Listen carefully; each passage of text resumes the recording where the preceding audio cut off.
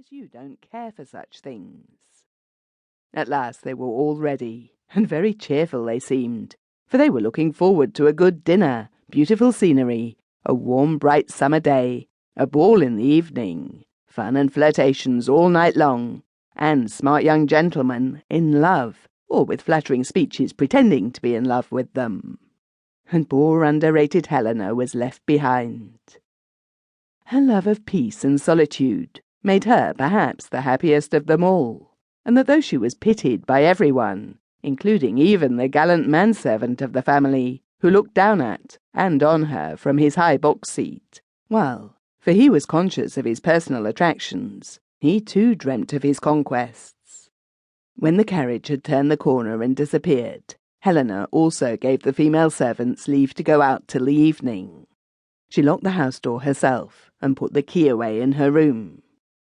Then, going to her small collection of books, she felt thoroughly glad and comfortable.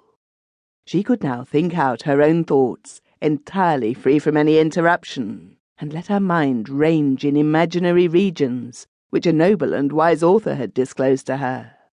She was so grateful to heaven for granting her this pure enjoyment, that when the church opposite now summoned the people to the Sunday service, she prayed very heartily, thanking God for bestowing such care on her.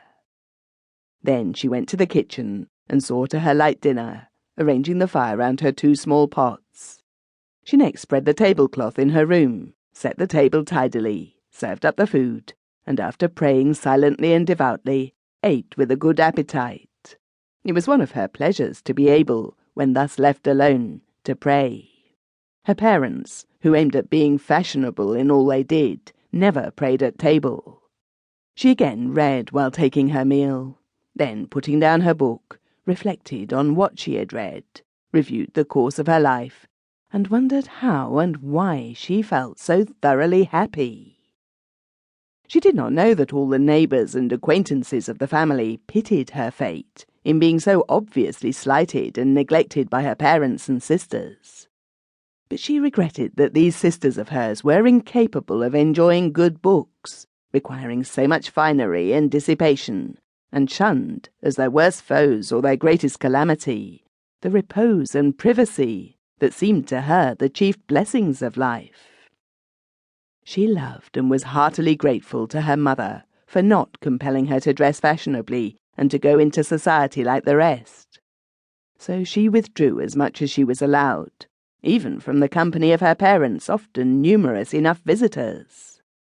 But now, after her dinner, Helena was to enjoy her greatest treat, one for which she had been hoping in vain for years. She was about to inspect at close quarters the rooms and furniture of the upstairs tenant, the rich professor. She was to see his library, and perhaps even to handle one of his own manuscripts. But for the few hours he spent at the school of which he was rector, he hardly ever left the house, and while he was out, she could not leave her family or her domestic duties. So it was only the rare and never-recurring chance of this excursion of his that now at last made it possible for her to satisfy her curiosity. For 15 years, or perhaps as she had known him from her earliest childhood, it might have been longer, the professor had resided in the house, and he had never undertaken a journey before. As he was to return in a few days, Helena's wish, so long cherished, would not have been realized, in spite of the event that, considering the professor's mode of life, seemed almost like a fairy tale, had it not been for the impromptu dinner and ball, and the unexpected invitation to the family. So she had been glad to sit and work for her mother and sisters for a few nights, and there was no occasion for them to thank her, because the strange girl would have felt it a punishment if she had been compelled to accompany them.